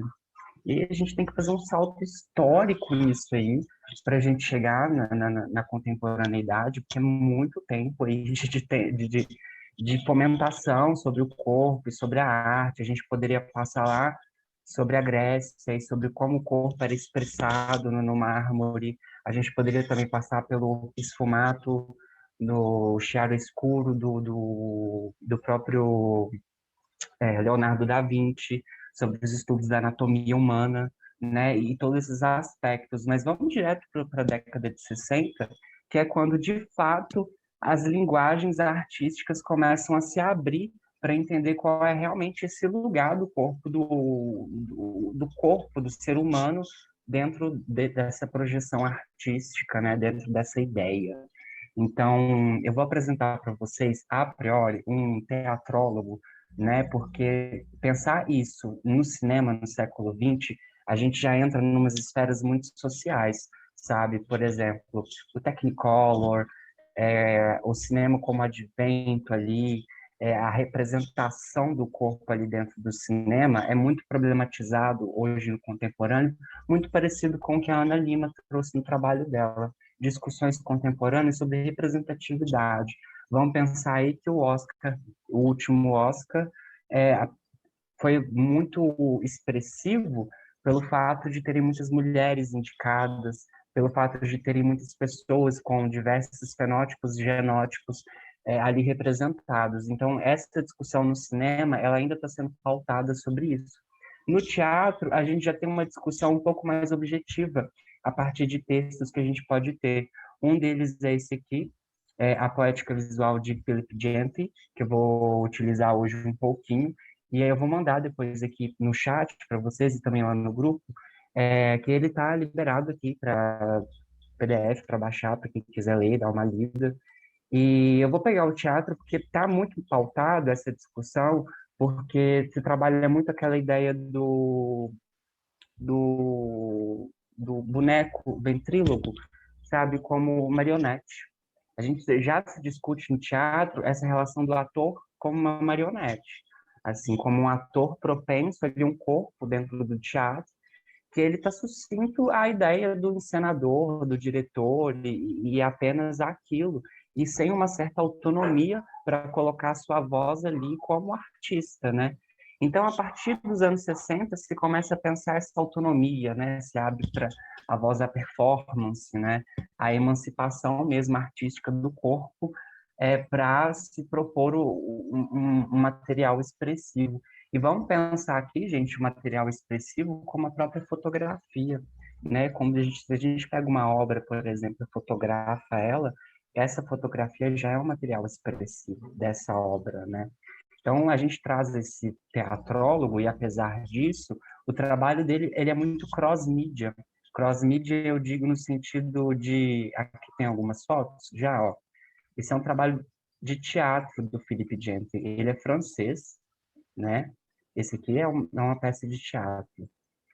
E ele trabalha já de uma forma com que os espetáculos dele sejam fotografados e filmados. E ele disponibiliza isso na internet. E até pela uma forma de acesso, né? Porque, assim, os espetáculos dele, essas montagens são recentes, viu? O estudo dele começa depois dos anos 60, ele tem um contato muito grande com a psicanálise e tal. Ele tenta colocar e imprimir no corpo uma ideia de metáforas, né, que certa vez a arte já não consegue exprimir tanto, assim, porque na década de 60 pós muitos horrores que aconteceram na humanidade, né, Segunda Guerra, Holocausto, enfim, há uma mudança aí muito grande nos anos 60 em relação às artes, né. Então, aqui é outra obra dele, ele usa muito materiais plásticos, né, para representar. Aqui você vê o plástico como uma representação como uma bolha, né? Então ele usa muito esse tipo de material como uma construção visual. Ele vai falar do teatro dele como um teatro mais visual do que um teatro em que você vai para sei pensar.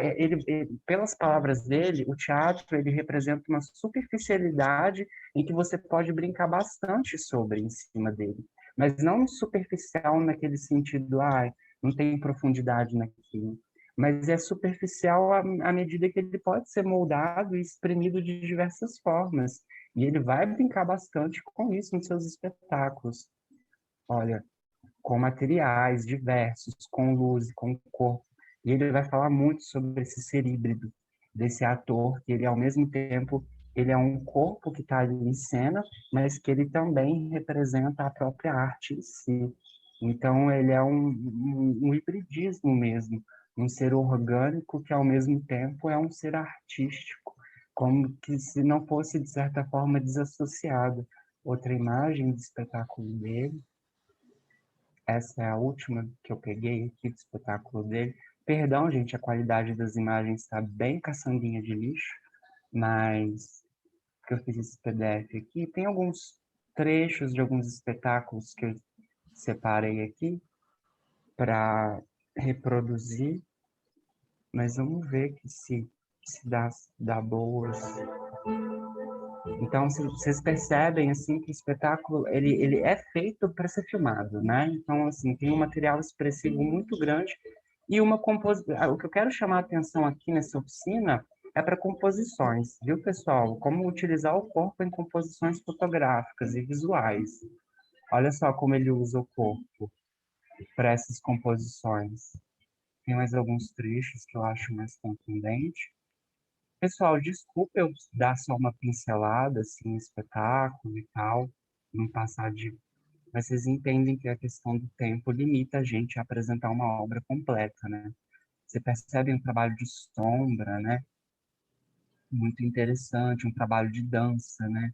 Porque nos anos 60 também essas artes acabam se encontrando, né? A dança, o audiovisual, o teatro, é um encontro dessas artes, assim, para ter uma voz maior frente ao que se chamava de de certa forma,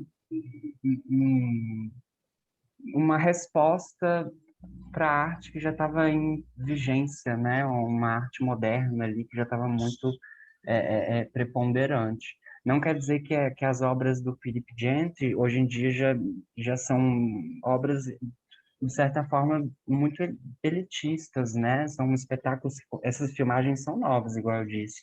São espetáculos difíceis de conseguir ingresso, assim, e por isso essa necessidade de filmar e ter esse overview de todo mundo. Então tem outras imagens, outras cenas. É bem bonito, tá tudo disponível na internet, viu, gente? Tem o site do Philip Gentry.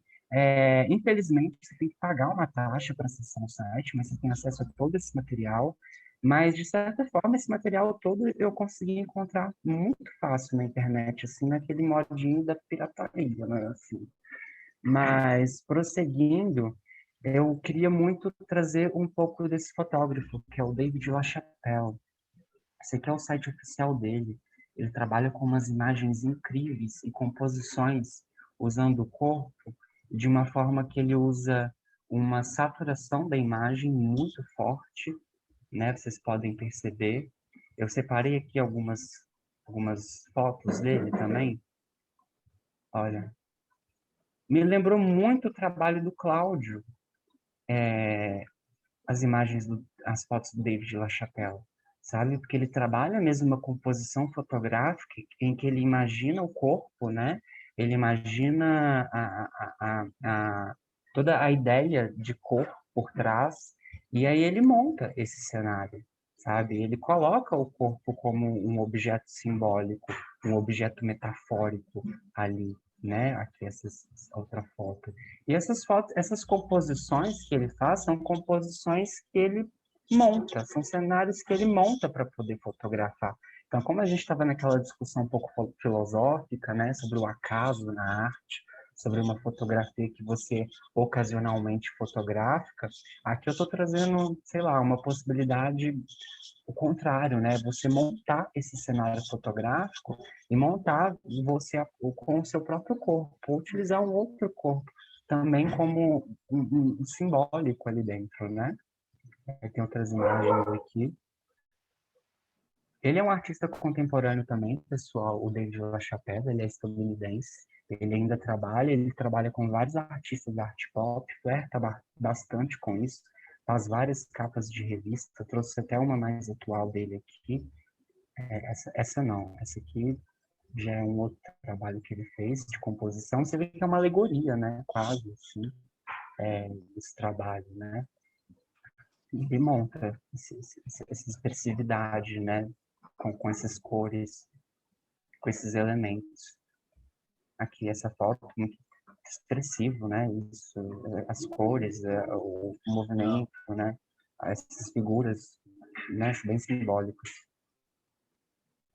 Aqui também, né? Imagina um deus, né? De uma cultura que a mim parece um pouco indiana, mas talvez não seja. Pode ser hindu, né? Mas não necessariamente indiana.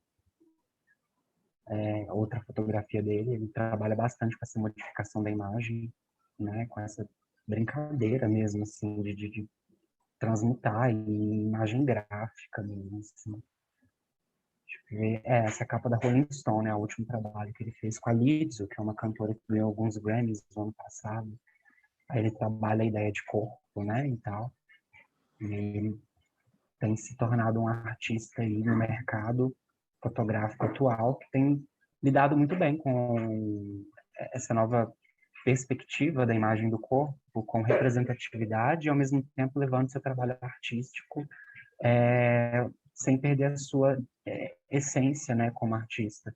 Você vê que no site dele, aqui, é bem bonitinho aqui, ó, você consegue fazer um acesso aqui para fazer um passeio virtual, photographs, individual works in series.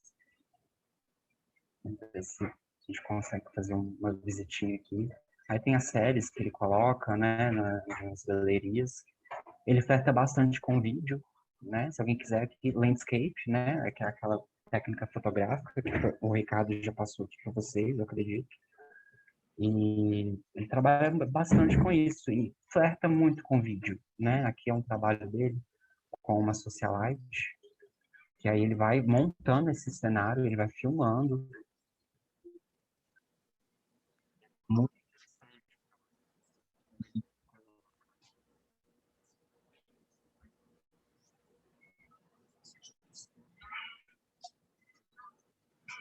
Um trabalho simbólico, você vê um trabalho de linhas, você vê um trabalho muito bem estruturado visualmente, muito montado, né? Você monta o cenário, né? Uma teatralidade ali na fotografia. É basicamente isso. Como se trabalha uma teatralidade do corpo dentro da fotografia. O que estamos falando sobre isso, Victor? O que estamos falando do David LaChapelle? Porque são possibilidades, que a gente estava falando na última aula, o Ricardo passou um exercício sobre fotonovela, né? E aí a gente fica nessas questões de como implicar o corpo dentro desse movimento, né? De se imprimir, né? De transmutar, né? De colocar o corpo dentro da foto, dentro da imagem, de como se colocar, de como se portar ou de como colocar o corpo do outro. São essas nuances que a gente trabalha. Então, gente, são 4h04, eu vou dar um intervalinho agora, e aí daqui a 5 minutinhos a gente faz aquele rolê de voltar, faz um exercíciozinho e volta para dar continuidade à oficina, pode ser? Belezinha.